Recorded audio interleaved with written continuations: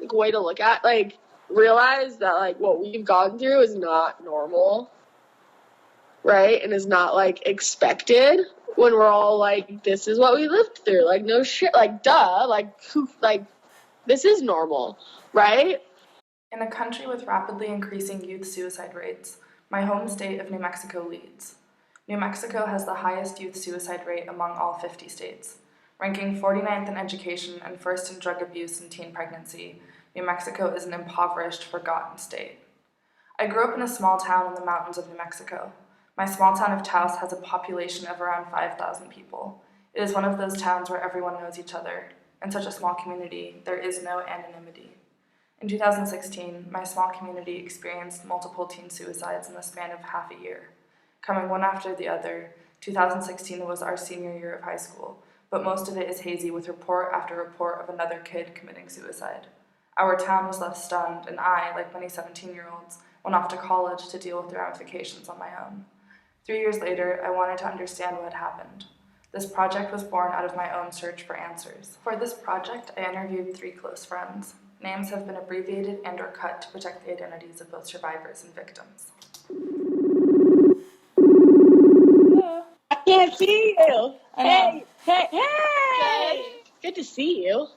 You too. I haven't slept in days. It's great, as you can tell. Yeah, I'm fine. I'm good. Okay.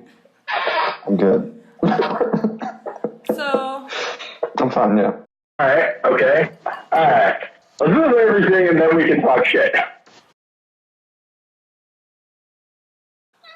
So, like, to me, the way to heal is to heal the greater good, right? To heal the whole town, to heal more than just myself, because that's what I feel like I need to do to fully see happiness and be complete. I didn't really have a problem with growing up in Taos. I kind of like the close-knit community of Taos. Everybody knows each other pretty much, and you kind of like, everybody's a friend.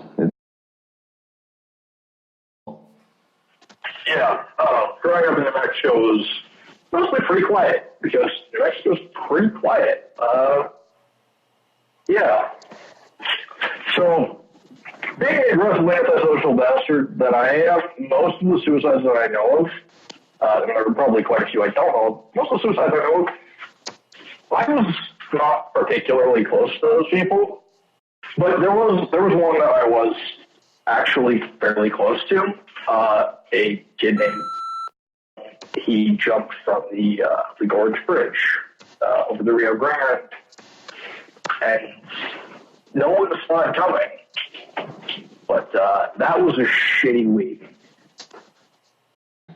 Like, they could have, it was also like interesting to see how people responded to the suicides and deaths during that time, because everybody was in shock, but it also like everybody was like kind of like, what's going on? This is scary.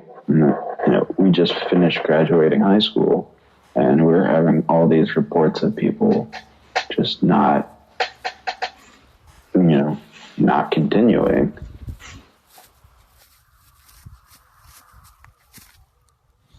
And then we can get to my favorite year, my senior year of high school. That was something else, because in December I lost to a car accident, and I've always just thought of it as a suicide because she knew exactly what she was doing. She pumped her system full of drugs and alcohol, and then got behind the wheel of a car, and flipped her car 4 times and died. And that hit the Taos Academy community pretty hard. And then, in that April, we lost another kid who I had dated. He shot himself in the head. His mom found him. And then, was it July? Yeah, it was July. I get into my car accident, and then a week later, we lose. And then 2 days after that, we lose. And, these were all people that were influencing my life and impacting me, and, were good people. Senior year of high school. God. I don't know. that was like, I think the big traumatic experience was definitely death. He was super young, it's scary. Death marked like the fourth or fifth person who died within like 4 or 5 month span, which was absolutely nuts. Everybody, like, it was pretty much one after the other. But yeah, I don't know. It's fucking weird. It's like, having people close to you die is a very odd experience. On top of just generally being shitty. But like, there's the moments where you talk about them and you're thinking about them and you're like, oh shit, they're dead. Fuck. At least that's the way I experience it. Yeah. There are some places I'm fairly articulate. This is not one of them.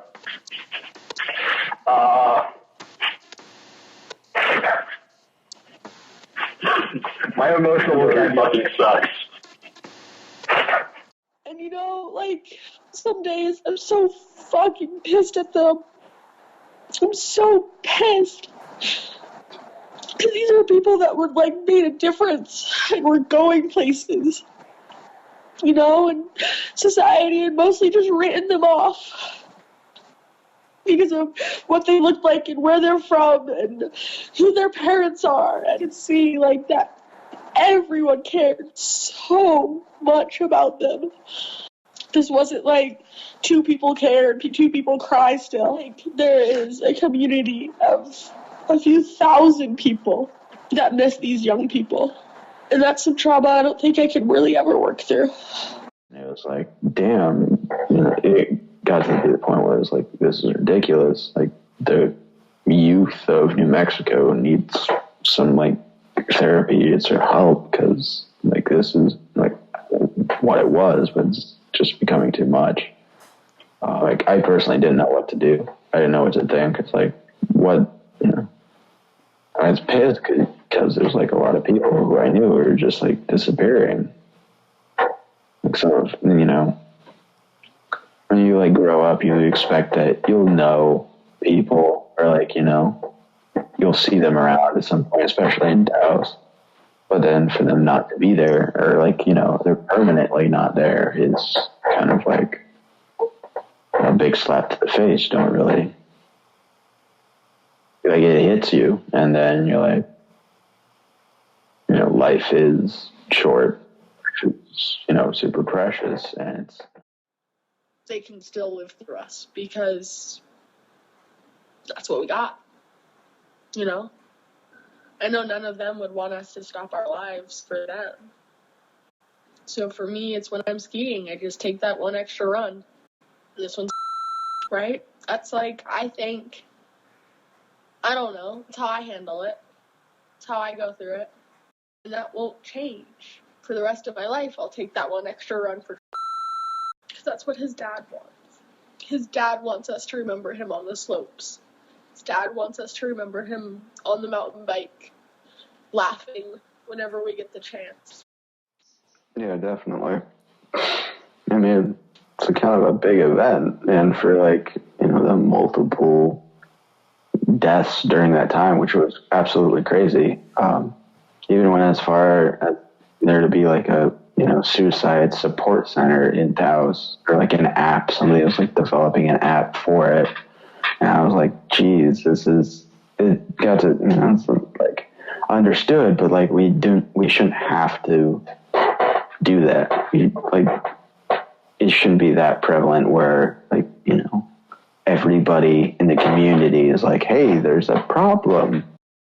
Our high schools, all of our high schools now have suicide prevention programs and seminars and talks and groups, and they're trying so hard to make more things happen for our young people, and, like, there is so much great happening there. But it required losing multiple young people for it to happen.